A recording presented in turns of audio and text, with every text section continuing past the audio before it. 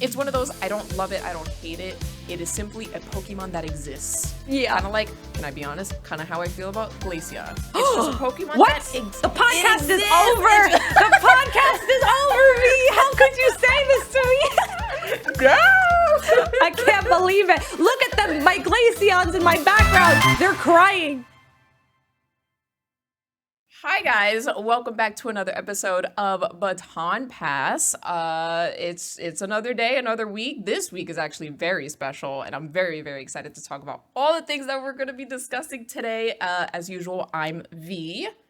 I'm Steph. Hello. Yeah, there we go. And yeah, we're just passing the mic along, sharing different topics as we do in all these weeks. Thank you again for everyone who's been watching thus far in all of these episodes and stuff.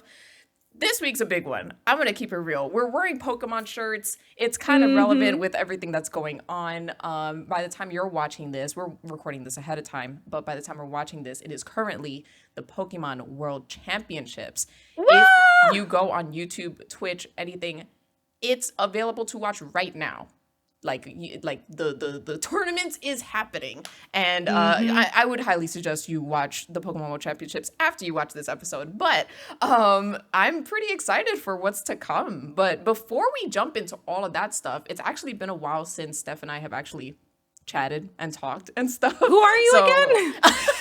Literally. So how are you? Let's start there. How are you? How is it going? Oh my for gosh. you? Well, you'll see. I got new lights. Is this the first time you're seeing my new purple lights in the backdrop? I think so, yeah. Which is it. Hey, I'll say it. It's very nice. I do like it. Thank It's you, a vibe. V. You've inspired me. We've talked about fashion. We've talked about how to kind of glow up in our lives a little bit here and there throughout our episodes. And I said, you know what I really dislike? My cream-colored walls. And Hey, so it's not that bad, but it's a I get life you. hack. If you're in a position like me where you can't paint your apartment walls, if you are able to get I'm using some floodlights right now. So for audio listeners, I've got some purple floodlights. So it's turning everything around me purple. But I still have a light that I'm not purple. At least I hope I'm not purple. You look great. How about that? Let's go. Well, Let's start there. thanks. Yes. My room usually sparks up in a nice sunset kind of color around nighttime, but right now it's currently it's 12 from at the time we're recording this. So we got the nice sunlight going in, so it's all good. It's good vibes. We're feeling sunny today. Yes. But yeah, I'm feeling good. And yeah, I'm very excited for Worlds. I think that there's so much when it comes to Worlds. And V, correct me, this is the first time Worlds is in a giant stadium, right? Yeah. So not only is it we're going to have the typical broadcast, but it's seeing it inside a giant bowl arena thing. Yeah, we'll get there for sure. But you got the lights, and I just wanted to throw it out there. It's been a little bit. I have been gaming. Just before we jump into the Pokemon stuff. This is going to be a big episode, you guys. Okay. But I have been gaming. Write it down in the comments. I finished Blueprints. Everybody play that game. That's all I'm going to say, and then we'll move on towards the Pokemon stuff. It is a very good game. Steph, I'm going to keep it real. I don't know if you're going to be a big fan of that game. Why? But because how do I explain this? I don't know. Maybe it's the vibes, but it's definitely a big puzzle game. When I tell you, I written down on notebook paper. I wrote down 11 pages worth of notes in order to figure out this game. To solve the puzzles? To solve the puzzles, plural. It's all a puzzle to try to figure out the end of the game, how to get to the end and stuff like that. It's insane. And I feel like, I don't know, I would love for you to prove me wrong, but I feel like you wouldn't have the patience for it. I don't know. You know, that's a great question. That's a great question. Well, I might be starting my puzzle. I might be starting my puzzle arc with Pokemon Friends. And so maybe that's my gateway into different puzzles. I should say I like some puzzle games. I like visual novels that have some puzzles in them. So there's the series The Zero Escape, and 999 is a series of 999. There are some good puzzles in there, but it's because the story is very deep and fun and a little edgy. Yeah, it's one of those where Blueprints is kind of I'm not going to discuss any spoilers, by the way, you guys. Yeah. I'm not going to do that at all. But essentially, it's in the summary of the game, so it's not spoilers. But you're exploring a mansion, essentially. You're exploring a mansion. There are 45 rooms in the mansion. And your goal as the player is to find room 46. Whoa. That's very specific. Right. If there's 45 rooms, you got to find room 46. Wait, but there's only 45 rooms in the, that Right. makes no sense. So you have to like go and explore it. I had to literally, like I said, wrote 11 pages worth of notes. And I had to take out my Procreate art tool and like draw pictures. Like I was drawing. Well, the fact that, Steph, it's crazy. I had to, this is not spoilers at all, but just to give you context, I had to draw constellations.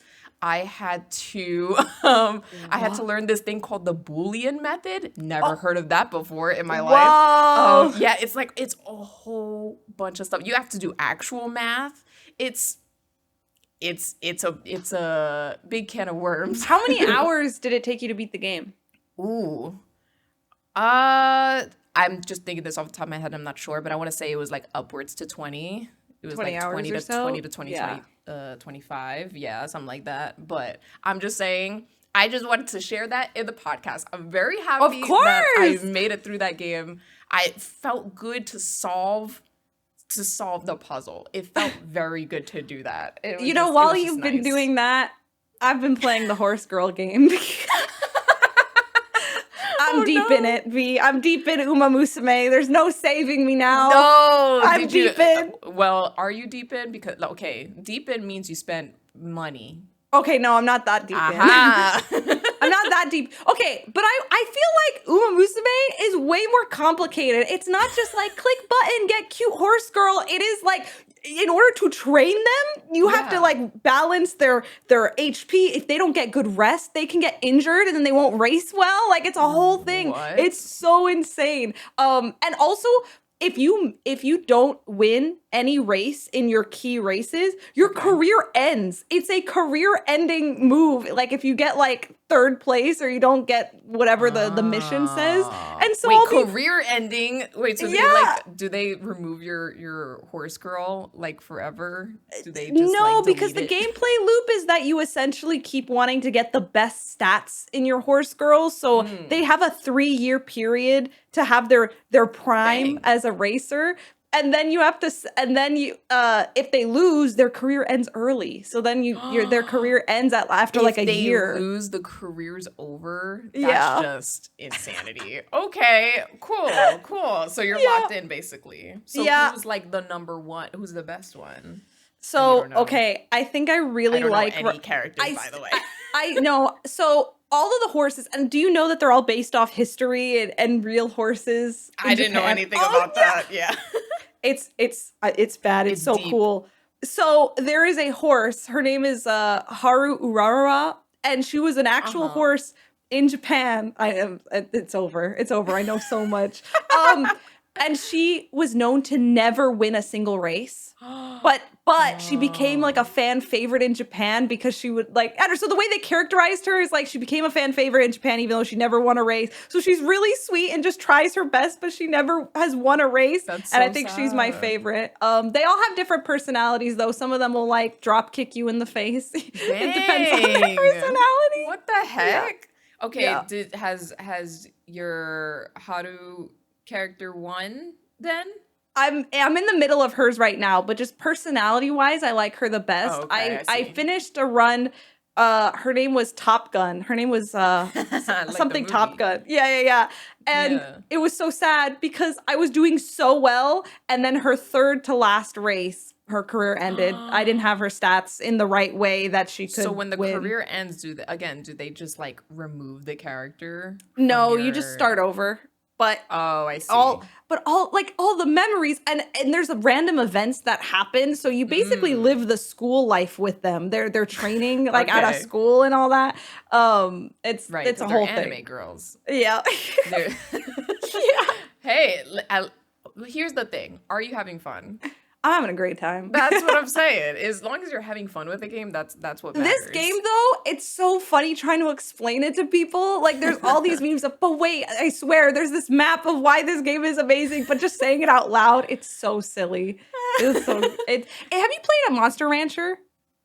I've heard of it, but I haven't played it. It plays, for anyone out there who's played Monster Rancher, it plays kind of like that. Interesting. But you're Okay. training them. So Ooh. Anyway, that's been us. We've both been playing games. We've been playing games. Week. I actually beat this game, which I'm very happy about. Yeah. Obviously, no spoilers in the well, I guess you can't throw spoilers in the comments because it'll be a couple of weeks and I would have done it. But I am currently in my playthrough of Donkey Kong Bonanza. Yes. And I am thoroughly enjoying that. Like, it is super duper so much fun.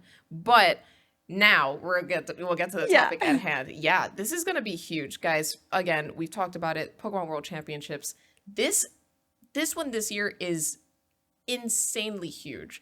And for those of you who are not into Pokemon like that, the fact that, like Steph said earlier a couple minutes ago, that there is literally a stadium that's going to be housing Championship Sunday. Whoever's going to be crowned the champion for the trading cards or the video game or et cetera, there's going to be a lot of people in attendance. And it's going to be like, I'm overwhelmed, and I'm also very happy. As a Pokemon fan, I'm super excited that the audience, which from what I hear is going to be 20,000 people in attendance, like the fact that that amount of people is going to be at this event, like, just makes me so happy as a Pokemon fan. I wish I knew this much. I wish I knew how many people went to Hawaii, because that's a good point. I felt there was a lot of people who went to Hawaii too. I agree though that 20,000 people in one place is amazing, who all just love Pokemon. Best thing ever. But I wonder what the stats are, because I also felt that Japan and Hawaii had a lot of people. Maybe not 20, maybe that was like closer to 10. I'm not sure.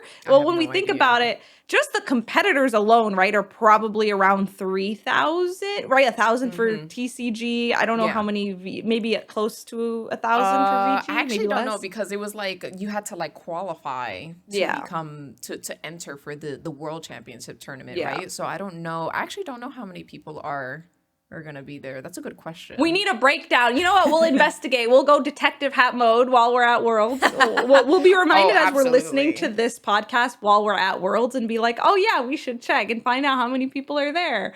And hey, if you're there, we will be there in attendance. So feel free to say hi, say you enjoy the podcast, all that good stuff. We would be thrilled to hear if you guys have been listening and stuff like that. It would be super duper fun. But yeah, as we're recording this, yesterday was the actual Pokemon Presents.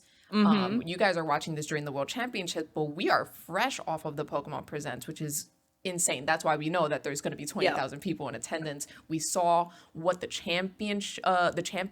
world champion is going to get, like the play mat, the backpack. It all looked so cool. I loved the black and yellow like color scheme.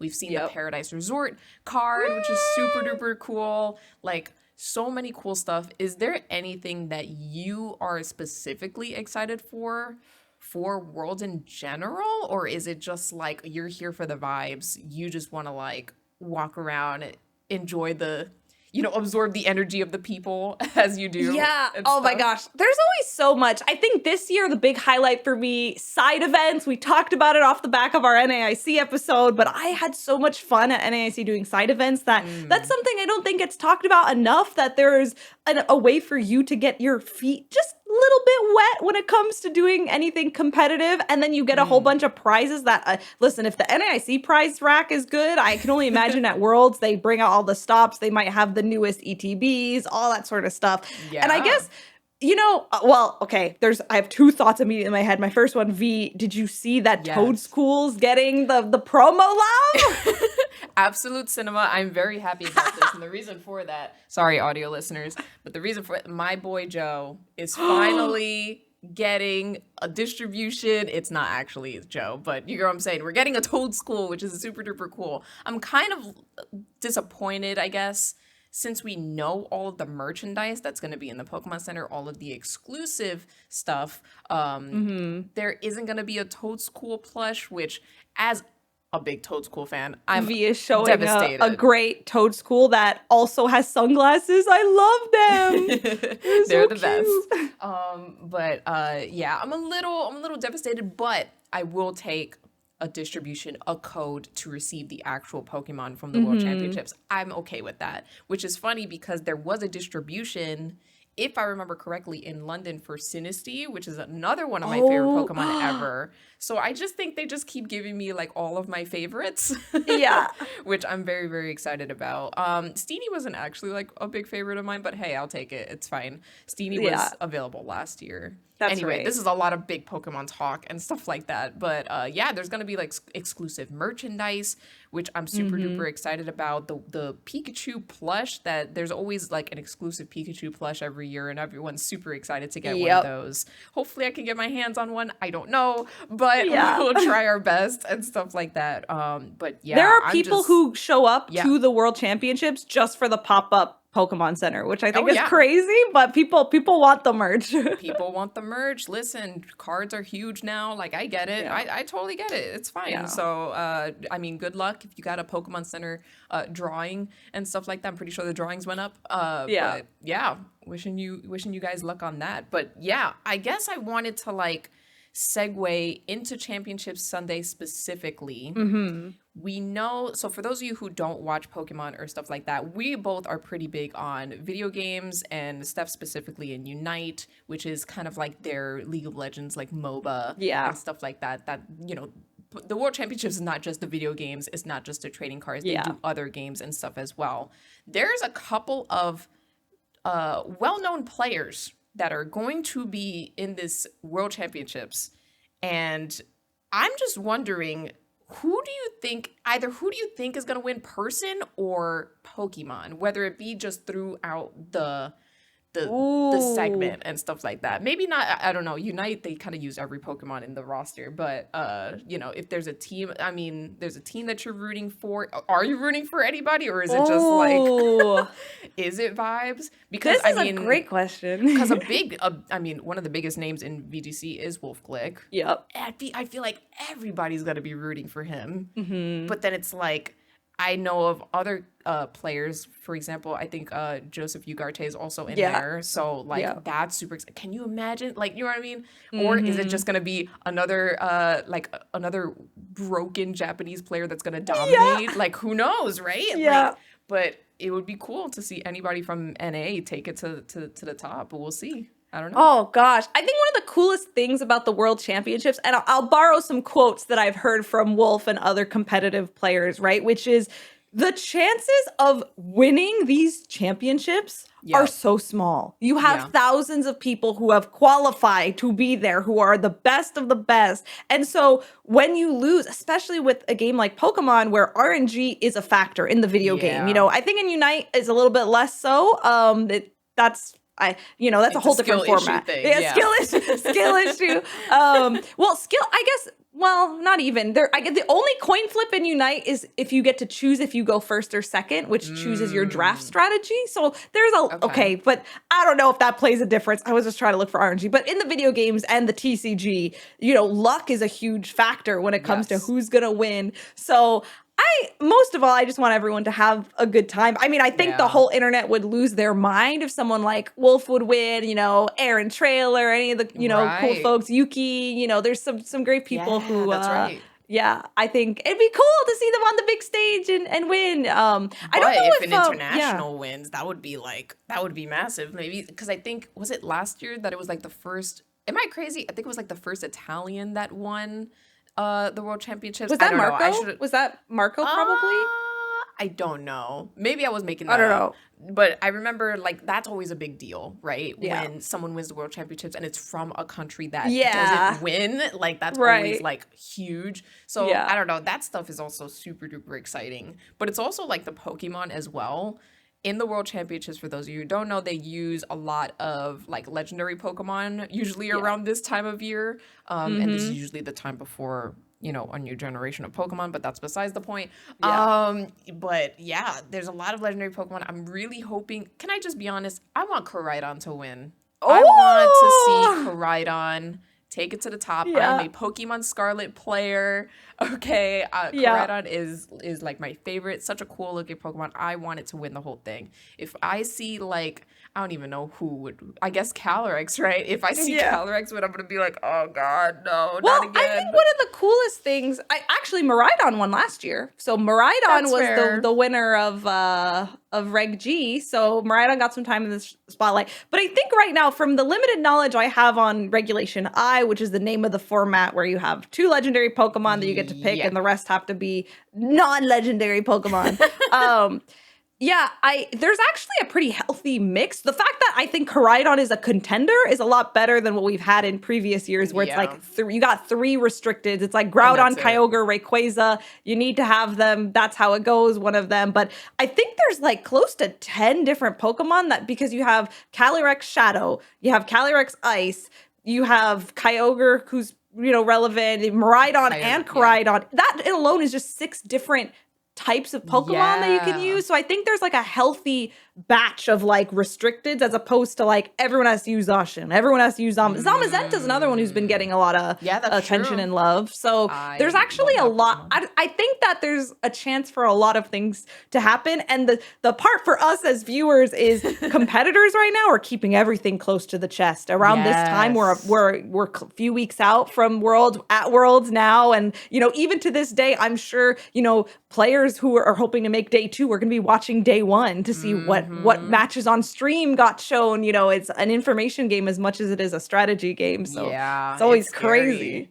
I'm sure that they're, like how you said, I'm pretty sure they're like boot camping and stuff right now, like trying to but they're also, but it's also weird, right? You want to practice with your team, but you're also keeping your team close to the chest. It's so hard. I was just having this conversation with the World's qualifying player who's local to my area, and the balance, the balancing game, because you have to test your team. That's what they were telling me, is that you have to test your team, but you also don't want to get too much traction around your team that other people are like, you don't want to be the most popular team being run. I see. And then you also don't want to be countered that way, to the point where the meta will put something on to counter you because they know everyone is running it. So it's really, really it's really like 4D, 5D chess. Like, it's so like, and it's more of like the chess and the mind games in the game itself. You're also thinking outside of the game.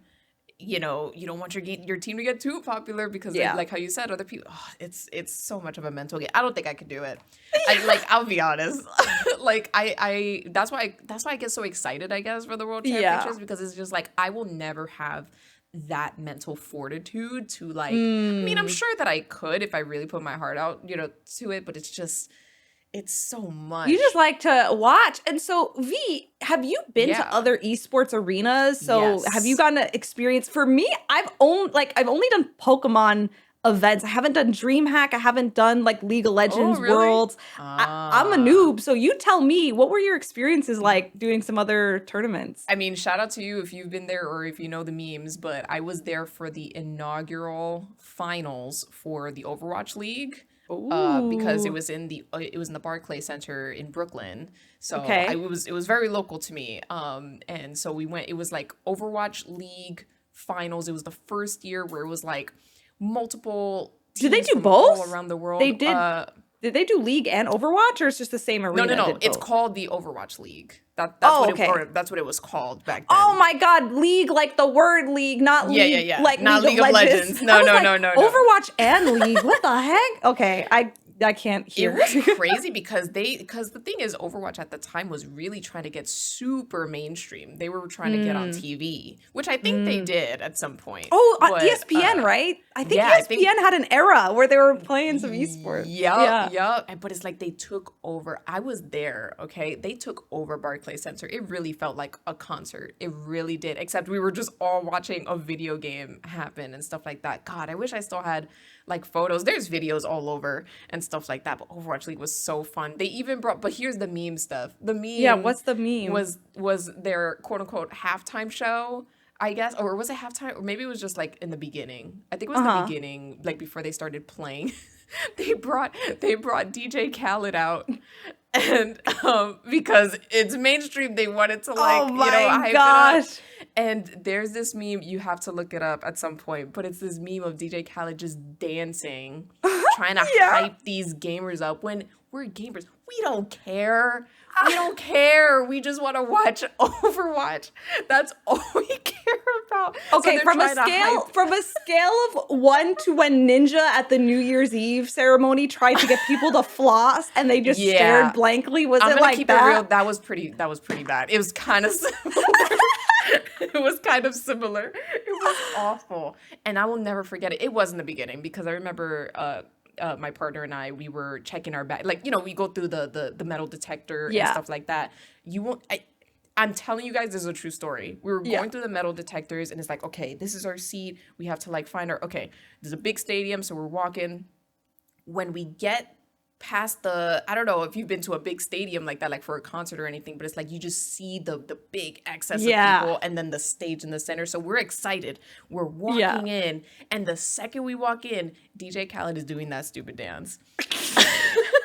And I was like, what? I was just like, what's going on? It was so funny.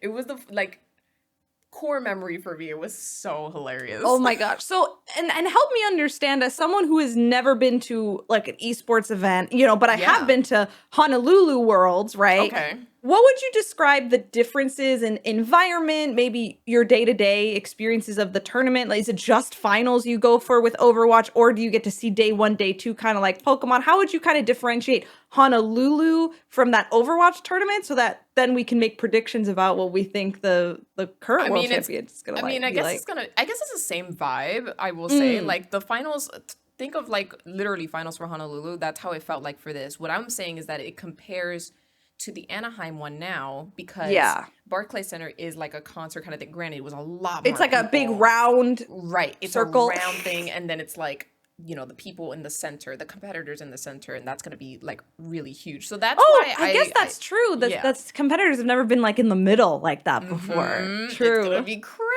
It's going to be so cool. So it's like, imagine this is what I don't think I've been there to that specific arena that we're going to be at, but it's like they're in the center, and then there's going to be these big jumbotrons up on the top, and it's going to be like all circled around, and we're going to be all in a circle like that. It's going to be so cool. I'm so excited. But it makes me think, right? Like, I feel like, because you've talked about it, like Pokemon has grown so much to the point where it's exponential. Like, think about like a Pokemon Worlds in like, dude, I don't know, 2017 or something like that, or like, a couple of years ago. It was baby. It was baby. And now it's like, you got tens of thousands of people watching on YouTube, on Twitch. And on top of that, there's going to be, allegedly 20,000 people in the actual IRL audience. I'm like, and it's only going to get bigger because we know that Pokemon Champions is like a big mobile app that's coming out. Like, I feel like people should really, like, I don't know, if you're not into Pokemon, I think now's the time to pay attention. Start paying attention. Yeah. It's getting big. Like, it's like, because I mean, we've all seen the TCG situation. It's kind of unfortunate, but that's just how it is. But it's like, Pokemon's getting a lot of exposure, for better or for worse. Oh, this is a fun, thing I didn't mention, but I recently had a Black Bolt TCG, or ETB, that's TCG. I got a God Pack. Yes! And that was the most exciting thing that's ever happened to me. However, here's the spicy question I have for you. Okay. Do you think they have purposefully included more God Packs into the ETBs to help kind of curb some of the scalper situation? Because I would like to preface, I do not think, I know because I'm a content creator, sometimes people are like, oh, the content creators get the God Packs. I really don't think that's true. My box is sealed as heck, and I really think logistically them to know which cards are in which ETBs probably extremely difficult because it's all completely sealed and stuff. Right. I don't think they have like an X-ray. Right. Specifically like X-ray SIRs to give to content creators. I don't think that makes sense. I think I had gotten oh my gosh, I forgot what it was, but it was like the Team Rocket. Team Rocket set. I'm gonna keep it real. My pulls were not great. Not great. Like they were not great. Yeah. But I mean, at least I was able to open it and like that was pretty cool and stuff like that. And then we, the episode where we went to NAIC, there were these big jumbo cards of like the Team Rocket cards. I'm like, oh wow, that's very cool. That's cool. But so, it's like so I've noticed. So I got a God Pack. That was flipping cool. But I've Congrats. noticed since a lot of people have gotten God packs, and I don't know. And that's the thing. So do you think that was done on purpose, or it's totally unrelated coincidence? There just happened to be God packs. No. Yeah, can you imagine? No. So if you want me to be honest, I think the reason why there might be an excess amount, I'm not going to say excess amount because then that puts expectations on people. But yeah, I think it's because there's just so many SIRs. There's an SIR for every Unova Pokemon, right? Yeah. Every Unova Pokemon, which is like over 150 SIRs. If you're trying to complete that set, good luck, dude. Like, are you serious? Like, if you're trying to master that set, and on top of that, I mean, you could correct me if I'm wrong. I haven't seen any product of Black Bolt, White Flare. I haven't opened any of it. Yeah. But is there like Pokeball rares and Master Ball rares in that one too? Yep, there are Master Ball. Yep. Good luck completing that set. Yeah, it's like, so I think there's just a lot of God packs or rare packs, whatever you want to call it, because there's just, it's a lot more. It's a lot more cards. It's a lot more. I did hear that these sets are collector sets more than, you know, there's not a lot of competitive cards for them, which is good for the health of TCG. That's been a nice thing I've learned from talking to competitive TCG players, is that thankfully the scalping issues do not affect playing competitive TCG. Most of the cards you would need are commons or very accessible to get, which is nice. Yeah. I mean, that's true. I think that's a cool thing, which again, pay attention if you're looking to be a Pokemon competitor, or if you're seeing Pokemon grow and stuff like that. I'm hearing, I mean, you tell me if I'm right or wrong, but TCG is also extremely accessible. The competitive cards, unless you want to get like the hyper rare of it, the competitive cards are relatively cheap in comparison to like, I guess, I mean, you've been playing Magic, right? Oh, yeah. No, forget it. Magic's so expensive. My Magic dreams, oh, man. They're crushed. They're not that crushed, but...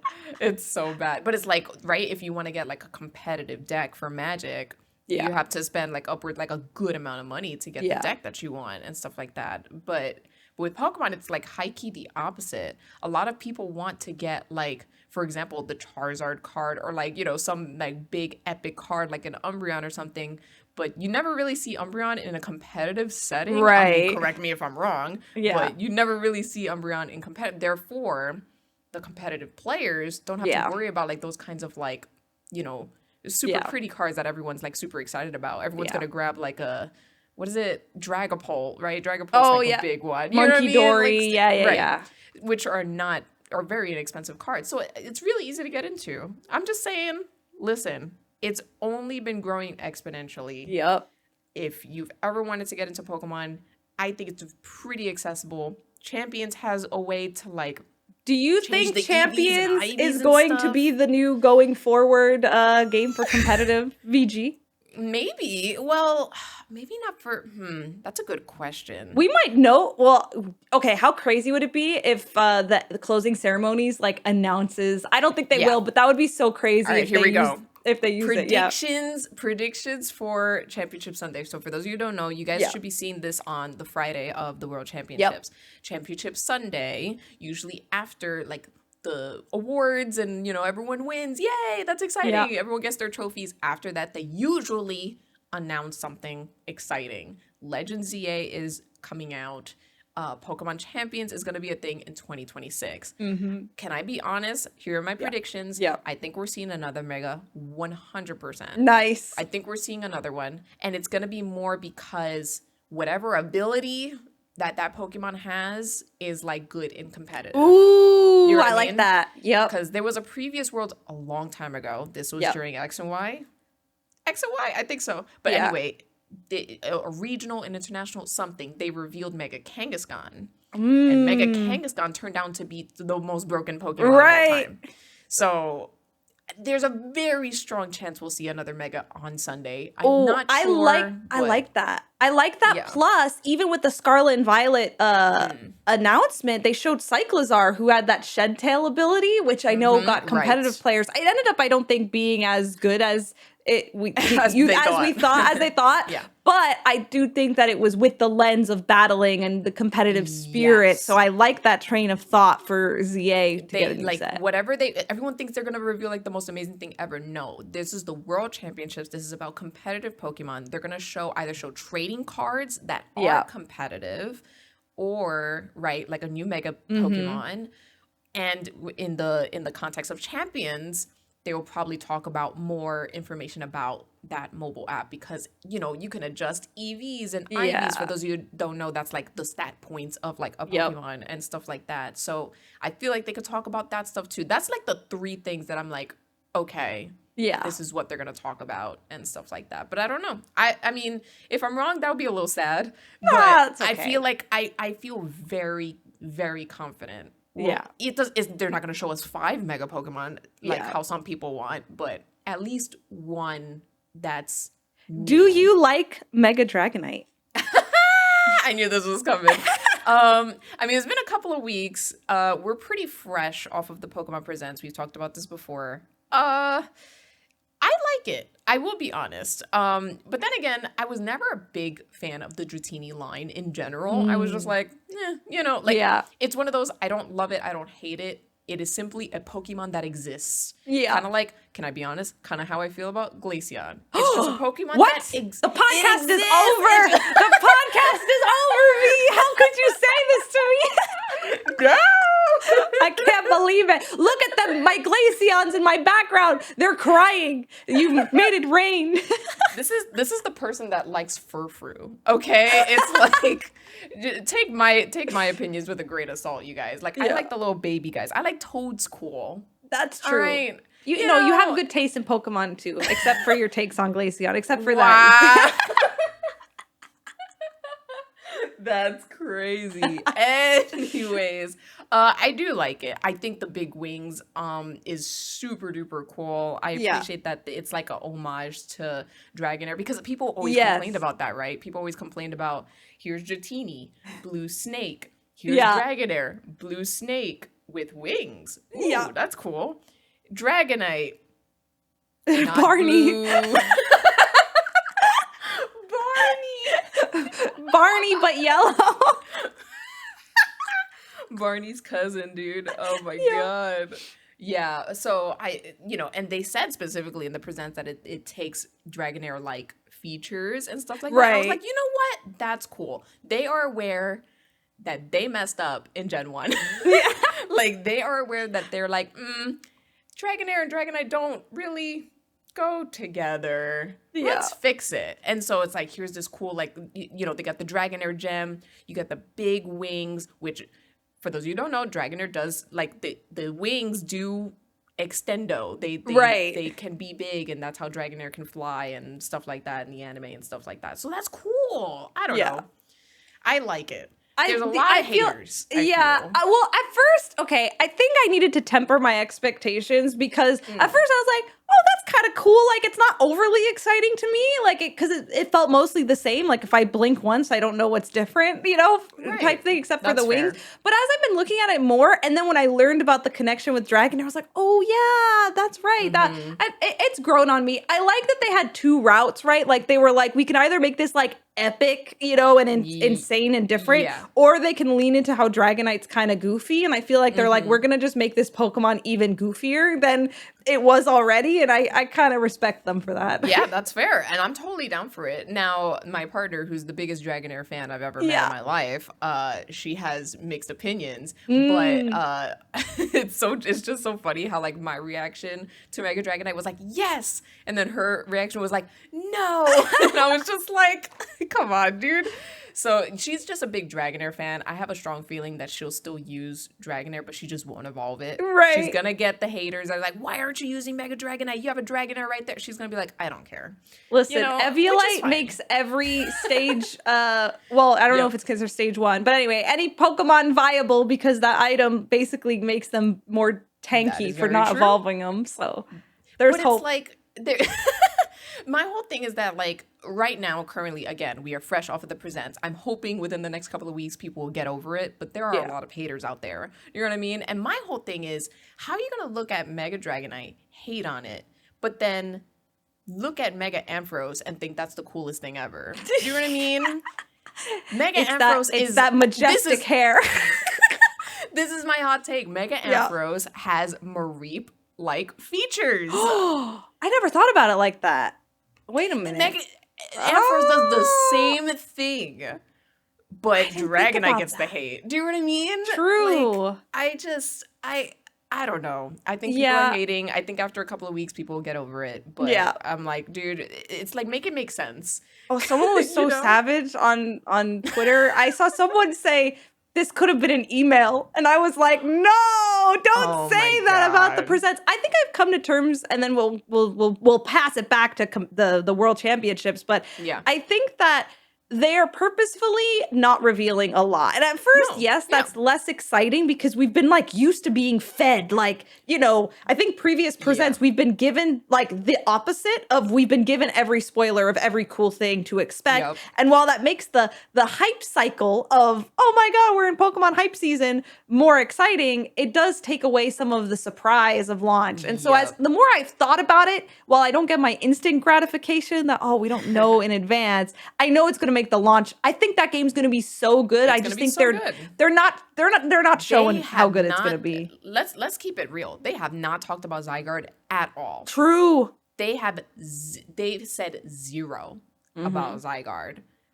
Zygarde could, I mean, I have my theories, but it's like you get like the 1 second of like a cell Zygarde like chilling in the corner where it's like, hey, remember, this is about Zygarde, but we're not talking about it as much and stuff. I don't know. To your point, though, as someone who got a lot of their viewership off of Sun and Moon reveals and stuff like that, Sun and Moon, they revealed everything. During Gen 7, they gave you everything. They showed every character. They showed every, like, I think they showed every Ultra Beast. They showed every Alola form, except for, oh boy, they didn't reveal a Alolan Geodude. What a surprise, you guys. No. You know, it's like, but you know, so when I played through the game, it was still fun. I still enjoyed it, but it's like, I didn't, like how you said, there's no surprise. So I don't know. It's one of those, what do people want? What do you want? I know you want to buy the game. Be patient. You know what I'm saying? It's like, that's just it's an interesting difference in approach. And honestly, I'd argue, I think Pokemon right now is one of the biggest IPs of all time. And they might not need to hype. You know, like I even if everyone complains on the internet, that game is going to be one of the top selling games of October. 100%, I think, unless there's reason not to. Because even with Scarlet and Violet, for the sad QA issues it had with the lag and the Switch, and even me, a huge Pokemon fan, was like, yeah, the lag's a little rough. Like, it's a little rough even for me. I couldn't fight people that, it's a reason to not play this game. It still was a top selling game. So I think they're not really incentivized. Yeah. It beat Sword and Shield. The only thing that it didn't beat was the original Red, Blue, Yellow games. That's the only thing that they didn't do. So it's just like, I don't know. Again, it's one of those, what do people... I don't know what people want. And then you know what's the meme? What? And again, no hate. Yeah. I love people who come up with different concepts of like different megas, like, you know, a concept of, I don't know, Mega Furfrou. I'm just gonna say like whatever, Mega Furfrou, and then they just come up with something. I think that stuff is pretty cool. It flexes the artistic muscles and stuff like that. But when people say they prefer this Mega or whatever, and it doesn't look as good as the original, like, for example, the people are like, I wanted Mega Dragonite to look like this, and it doesn't look great, and it's just like, guys, I don't know what, again, it's one of those, I don't know what people want. But anyway. You're never going to make everybody happy, I don't think. But you know how we can make people happy, V? By giving some advice. It's the Friday of Worlds. If you're listening to this, what advice would you give to somebody? They're at Worlds. It's Friday. They're listening to Baton Pass for the rest of the weekend. Advice to make the most out of their first World Championships. We're veterans, I'd say. I mean, it's funny. My first Worlds was the London one. Me too. I feel like I've only done international. I've only done, right? Because it's London, right? It's London, then what was after that? Yokohama. And then Hawaii. Hawaii And is now, technically North America. yeah, I guess so. But this is the first time like in the mainland where I Right, live and stuff. right. Otherwise, I've just traveled everywhere. So it's like, I don't know. I guess if you can, I don't think you can if you're watching this right now, but it's like if you haven't booked your trip to Disneyland, you could probably do that. It's right next door. Well, I actually think there's some things. Okay, granted, I'm not a Disney head in terms of Oogie Boogie Bash and stuff, but I did hear that there's the Tuesday after Worlds is like one of those nights, which is Oh, a rare California exclusive thing that can happen. But yeah, it is no pretty idea. close. It's walking distance from downtown Disney, which you don't need to have a Disneyland park pass I if you think you want to could get just walk food. in. Yeah, Yeah, that's which cool. is super duper exciting. Oh yeah, hydrate. If this is your Mm-hmm. first Worlds, yeah, bring a water bottle, bring something like this. I would be shocked if they didn't have like refillable like stations, refillable water stations and stuff like that. Bring Yeah. water, stay hydrated, please. It's very hot. Yes. And stuff like that. That's just like basic, like it's even if you go to a theme park in general Yeah. and stuff like that. Pokemon is meant to be fun. Yeah. I would say, I mean, make new friends. If you're that sociable, like Mm-hmm. extroverted person, make new friends. That's super fun. Steph was talking about side events earlier. Yep. I would say look into those. Look into the side events and stuff like that. The Mm-hmm. points that you get. I mean, how many packs did you get during NAIC? We're close to 20. I got close to 20 Yeah. packs from all the side events I did, which was cool. And I got a cool ramen bowl that had Pikachu Oh yeah, on that's it. right. That's right. She got, dude, and she got. Have you been using it? Oh yeah. Our household all the time. Actually, what do we just okay, we learned how to make onigiri from scratch. And we've been putting more of our own filling. And okay, this everyone can tell me if this is cursed You or mean a not. jelly filled donut? Oh my gosh, true. True. Brock, how could you have soiled this for generations? We made like chicken salad filling. So we took mayo and put Okay. it with chicken and then put that in an onigiri and then put the seaweed around it. It was so good. I don't think that's a traditional one. Usually it's either a Yeah. salmon or a fish or something like that that's inside Mm. of it, but it was so good. So yes, we make use of our ramen bowl and we've been on our That's good. making Asian inspired cuisine. Dude, that's huge. What did we make recently? We took out the slow cooker actually recently. Oh, This is a super slow side cookers are tangent. so good. Shout out to side tangents. Welcome to Baton Pass. Yeah. Yeah, we took out the slow cooker and we made shredded honey garlic chicken. And that Ooh. was slamming. It was so good. It was just like you just take the ingredients, whatever. It's like honey and then like some other stuff. Yeah. And whatever. Lots of garlic, etc.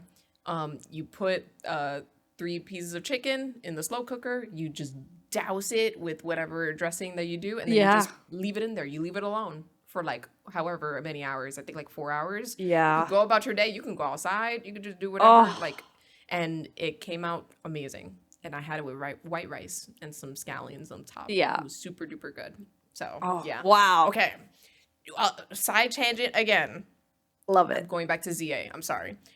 Do you have genuinely a team? Do you have like a prediction? Like I want to use it, or are you just going Ooh. playing the game off of vibes? I'm gonna catch this Fletchling, and this Talonflame is gonna be like my best friend for the rest of my life. Or do you have a plan, Ooh. if any? I never have a plan. I never have a plan. Actually, okay, that's not true. The only thing I know is that because I did a charity stream that I'm picking Team Chikorita. Chikorita is what won our poll as we were fundraising for charity. Ooh, So okay. I know I'm picking Chikorita. Otherwise, I haven't decided. I think I usually like to do a casual playthrough before I do any Yeah. challenge playthroughs, before I do any Nuzlocks or decisions. So I think I always pick my Pokemon based off of like, The the vibe. You know when you're playing Pokemon and you make eye contact with another trainer and they're like, oh, we must battle now because our eyes have met. That's how I Yeah. feel about picking a Pokemon. It's like, Yeah. oh, I am attached to you now. You're cool. So, well, okay, Yeah. I should say that, but I do try to balance my team as well. So I'm not gonna have like all water types, or I will try Yeah. and have some advantages. But do you have a plan V? Do you have a plan going into I- ZA? In a sense, what I've been doing nowadays is that like if a Pokemon gets revealed and I really resonate with it, I'm like, okay, that's That's staying. the one. Yeah. That's the one. I'm a Tepig girly. I'm Yeah. picking Tepig. I'm picking Furfrou. Ooh. in case I haven't talked about it like a million times today. But we need a Furfru update. Oh my gosh, I'm just remembering that we talked briefly in maybe like episode 2 about you having all your Furfrus. Do they all have names? You named some of them. Yes, are they all named? I think I have 4 of them named. One of them was Linda. Shout out to Linda. If you watched episode 3, you know what I'm talking about. Linda. Oh God. It's funny because I have a JPEG image and I wrote down the names. Like I photoshopped their names down. So I have them there, but I can't think of them at the moment. Some of them still need names. Yeah. Some of them, I think like 3 of them are missing names, 3 of them. But who do I remember? I remember, was it Dee Dee? Dee Dee was one? Oh yeah, Dee Dee. Yeah, Dee Dee's over there. I have all of them like Linda, and the blue one was named, I think. I don't know. Linda was green. Another one rhymed with Dee Dee. Was it Gigi? I don't know. Mimi? I don't know. The point is I'm naming all of my plush Furfru. Yeah. I'm going to be using a Furfru in my playthrough. And the reason for that is because high key, when it comes to I know this is a brand new Pokemon game, but we are revisiting Kalos. So my rule that I put in my head is I try not to use Pokemon I haven't used before. So like with Legends Arceus, I used Pokemon I didn't really use before. I used a Carnivine in Legends Arceus. You know what I'm saying? And I used a Unknown. Like I've never used Unknown before. So like that's what I'm trying to do. Wait, was Unknown good? It's funny because it got an upgrade because Hidden Power made in Legends Arceus makes it so that it's super effective against anything that it's in front of. Oh wow, so, like, cool. Let's say Unknown is facing Charmander. The Hidden Power is going to be a water type. Yeah. But if Unknown is facing a Squirtle, the Hidden Power will be grass type. It changes every single time, which is super duper cool. I was like, this is really convenient. So I had an Unknown V because of course I do. So that's my rule when it comes to like remakes or like we're revisiting a region. I try to use Pokemon I haven't used. If it's a brand new generation, Scarlet and Violet, Sword and Shield, I try to use brand new stuff. 100% brand new. Like I'm not gonna reuse like Lucario and you know what I mean? Or like no, I'm not. But I guess that's the point. I just like to have a new Pokemon experience every single time. So I've never used a Furfru. I do want to try that. What else did I'm sure there's others for sure. They're hiding so many megas. I think depending on what mega forms I see, that will also depend. Oh, are you gonna look at what the final evolutions of the starters are? Or nope, you're gonna just We're keeping it quiet. I'm keeping it quiet. Usually when it's like 2 weeks before a Pokemon game releases, I'm off the internet. I'm gone. Oh, yeah. Like, people do not see me unless you like specifically PM me or you know, actually need something from me. Yeah. I'm usually gone. Because you know that's usually when you know people get early access to the game for whatever reason and stuff like that. So I don't want to see anything until launch. Yeah. Unless it's something that was already revealed. So like Mega Dragonite, I know about that. Cool, that's great. But yeah, that's usually. Oh yeah, I'm gonna use Aegislash. Ooh, I've used Aegislash in Nuzlocke before. I love Aegislash. It's such a good Pokemon. I've so never cool. Used it. Yeah, it's a good one. So Emboar, Furfru, Aegislash. I think I had 4 essentially that I was like 100%. And then basically I'm gonna leave like the other 2 in case there's like vibes, like how you were saying. Like if there's like a vibe, I stare at a Pokemon, I'm like, I like you. Or if it's like a new Mega or something super duper cool. So that's usually my vibe. But I mean, you guys let me know in the comments. What Pokemon are you going to be using in Legends ZA? If you have a plan. And if you don't have a plan, if you're like Steph, that you're just going off of you're going with the flow, let us know. I would love to know. I think that streaming has really helped me learn to just embrace chaos and just just go into it and see what happens and be open to saying yes and for everything. Absolutely. I'm so excited. And I mean, the character customization. I know you're gonna eat that up. Oh my god! I immediately, so fast, I was like, we get 2 colors for our hair. I was flipping out. Oh my gosh, I knew it. I knew that Kalos would come through because in Gen 6 to this day was the best outfits that your character, you know, I mean, it's cool because Gen 6 was the first game you could customize your character and it was Parisian fashion. It's everything I wish I had in real life, but I don't. I think that's why I love character customization, by the way, because I can live life through that. We still owe you a fashion episode. I'm just saying we might have to take notes from Legends EA. And whatever you like, maybe that's what we get. That's a great IRL idea. In the closet. Yeah, if you're into it, you take notes, take screenshots, and be like, I'm into this. I gotta find it, like, at a store and whatever, and buy it. That'll be super cool. My gosh. Yeah, it's gonna be good. The outfits look so cute. I wish Pokemon, my wallet would be empty forever if your clothing collection was some of the outfits you get in game. Oh my gosh, I'd lose my mind. It'd be so good. Splatoon does that. Really? Yeah, Splatoon has like IRL clothes that are based on the games and stuff. Oh, I have a Splatoon sweater that has this like sea creature with like a sweater on it, and that's something that like my Inkling in Splatoon can wear in the game too. So Pokemon, please do this. Okay, to this day in Sword and Shield, and actually anyone who's seen my channel art, I have a custom trainer art that has the Sword and Shield pink jacket that has little Pokemon on them. I want that in real life so badly. It's this hoodie that is so cute that they've never released, and I would die if they did. It's probably too late now, but do you remember Pokemon Stitch? That was like something from a long time ago. You would make like custom like button-down shirts. But I don't know if button-down shirts was like your style, but it's like it was different designs of like I'm wearing a button-down shirt right now. Hey, there we go. But is it my style? I'm like hoping. I kind of I don't know. I for today's podcast, I said I should wear a nice shirt. And I was like, this is a nice shirt. It's not really, I don't know. I don't have anything to match this, the pants wise. I mean, you could just get some beige shorts or something like that, right? Yeah. This is why I need you as my consultant. I don't own any beige shorts. I don't.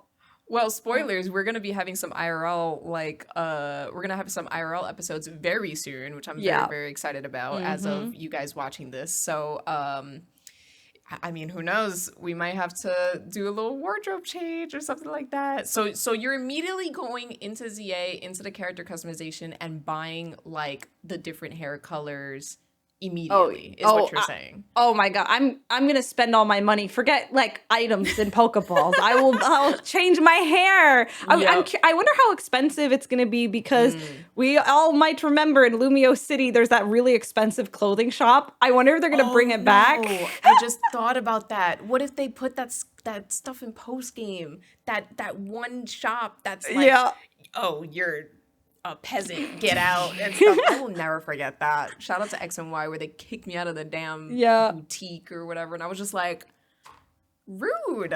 I also think it's so funny that they just brought back the fashion music. They just straight up the same soundtrack. It's not remixed or anything. Yeah. It's so good. I'm so excited. I love it. Oh man, there's so much Pokemon. I know this was Pokemon filled, and I know we try to like expand our horizons to like other subjects and stuff, but it's the World Championships, darn it, we have to talk about it. It's super duper fun. I am thrilled. Honestly, this Pokemon Presents news was everything I wanted. Like, we got like the concierge news, which I was super excited about. Was it just me? I felt the concierge scenes. I was like, the drama. There's some drama. Ex-boyfriend? What the hell? If I remember, I have to rewatch the first, because it was only 4 episodes, right? I have to rewatch those, but I'm pretty sure she got the job at Pokemon Concierge because she got broken up and she just needed a distraction. I think that's what happened. I think you're right. Oh my god.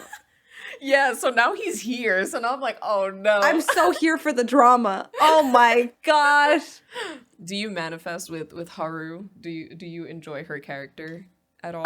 Or it's been a while since you watched it, you think?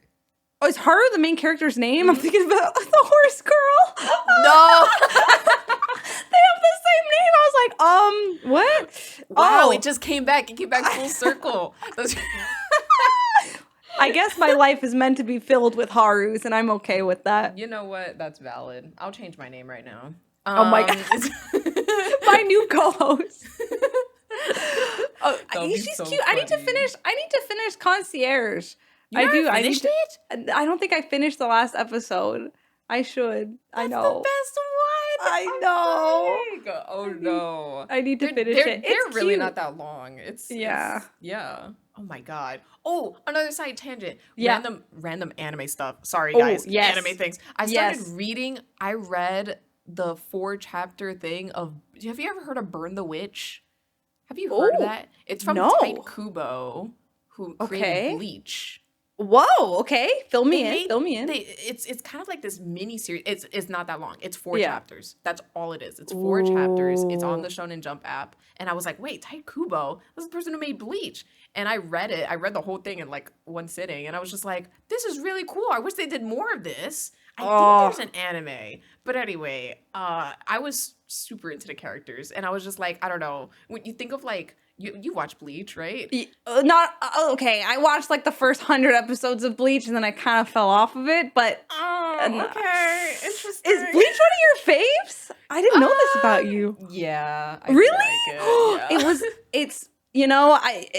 Between keeping up with Naruto and Inuyasha at the time, I was like, I can't have another, and I would watch it on TV, and it's one that would be one of my weaker links. But that's good. We complete each other. It's filler hell. I literally Yeah. finished it off of reading the manga. That's all you Yeah. gotta do is just read the manga, and it's great. I'm happy Bleach got its redemption, though. I thought it was going to be unfinished forever, and then they agreed. Let's actually finish this. Oh man, I'm so excited. There's certain episodes that are gonna be coming out that I'm like, there's one character that has been hiding a secret this whole time, and I'm very excited to see it animated. So Ooh. yeah, I'm very We're gonna pumped. have an anime episode, and we're gonna go crazy. I in can't it. wait for that, by the way. Mhm. Let's talk anime. Guys, write down, and that's another thing. Fill up our comments. Do it. Yes. Your favorite anime, drop it. I want to know, because I just want to consume. I'm in a consuming mood just recently. So yeah, I'm catching up on Inuyasha. We're working on it. We're working on Yes. it. So we're getting there and stuff. What else am I doing? Gacha Kuta, I told you about that. I did catch up to it, and I'm saving it. I'm invested. saving it. I'm saving it for us to discuss on another episode. Yep, But yes. yep. We should baton pass it back. Any final things about the World Ooh. Championships in terms of prepping people who are going to get to be there, and if they want any advice or just things? I threw my suggestions. What are your suggestions? Because I said side events. I said water. You gotta hydrate, you guys. It's hot out there in California. Good Lord. I think even if you're watching the live stream, just drink water like right now. hydrate. Cheers. Let's do it right Cheers. now. Cheers. Boop, boop. Wholesome. Anyway, yeah, I think one of the first things, if you're new to any convention, and the cool thing is I think in a weird way, while it's an esports tournament and you're getting to see a tournament, you can take a lot of convention tips and tricks and apply them to events like this. And your girl is an avid convention goer, so I have many tips for enjoying your first Worlds. First, check the website. Check there are going to be maps. There's also going to be events that you're likely going to be able to see. Pokemon Play Lab is, there's going to be exclusive pins you can get from there. That's going to be cool. There's probably going to be cute little attractions around the world, World Championships there. The list of different types of side events and, meet and greets, all sorts of stuff is going to be available on the website. So check and just kind of see what works for you. I also think it's going to be normal to be overwhelmed at a big 20,000 person event, and know that it is okay to not do everything. You're going to hear your friends say, oh, I did this and this, and maybe you didn't want to do that or you did something else at the same time. I think that the event is meant so that all different types of people can do different types of things. So make it your weekend and don't feel like you have to do everything. It's not meant to do everything. It's meant for you to pick your favorite things to do. And then you can connect with other people and then talk about, what everyone got to do and find ways to make friends that way. So that's my biggest advice. It's also high-key too late at this point because we are recording this on the Friday. But if you flew to California and you didn't bring a trading card binder for trading, buy one at I guess Worlds. so. But I mean, that would have been cool to like bring your own like collection over, and then you can trade with other people. My partner does that all the time. So hey, and this goes for any Pokemon event that you guys go to. Bring a trade binder with you. It's high-key worth it. Like some people, like most of the time in Pokemon events, they kind of don't allow you to buy the cards, if that makes sense. If it's a dedicated trading area, you must trade. You can't just be like, I'll give you this this Charizard card and you give me 50 bucks. You know what I mean? It doesn't work like that. It has to be through trading. So I think that's a really cool system that they do. There's also pin trading. That's the thing That's now. right. Oh, the pin trading. Oh, look on. There's gonna be some way you can find out. The pin trading stuff's gonna be really cool. And literally, as long as you do the play lab, right? Do play lab, you get your one pin. You can trade your play lab pins for other pins, and it's awesome. It's awesome. Or you can keep it, but unless you see a pin that you really, really like, I'm just saying, bring more pins and stuff like that. It's gonna be super fun. Oh, I'm so excited! I'm gonna be bringing my pins of course. Yeah. Also, if you have a Toad School pin, I would like it. Yes. Because I saw that was a thing in the Pokemon Center, and I was just like, that's the thing. I mean, I know they revealed a lot of the merch, but I feel like there's always sometimes like last minute things that don't get shown. Maybe. So I'm hopeful there might be some other things, or just like new Pokemon Center stuff that comes early to Worlds that then later gets revealed to be on the site or something like that. So I'm always excited to see it. Oh, there's also lots of photo ops, everyone. So I'm sure you'll get some cute chances. I was so surprised at NAIC for there to be that giant prism tower. That was so sick. Super cool. It was so cool. I wonder if they're gonna do because in NAIC they had these demo kiosks, but it was for the Switch 2 version of Scarlet and Violet, so people can try out like the 60 FPS and that kind of stuff. So I wonder. I don't know, but that would be cool. Maybe a demo for ZA. I don't think that's gonna happen. Oh, did you hear? Breaking news: ZA is playable at Gamescom, and that's after Worlds. So I imagine that's going to be the first debut of it being playable to media and consumers. But Gamescom is the end of August, so that is the first time it's going to be playable for folks. I don't know. I think they just announced it will be playable at Gamescom. So have you been, or do you know about Gamescom? I know of it. I don't think I've been to one. For anyone listening who doesn't know Gamescom, it is one of the biggest gaming events in the world, because it takes a business to business industry event, right? Where you have behind closed doors, like investors investing in new video games. Like we're talking high level business happens at Gamescom.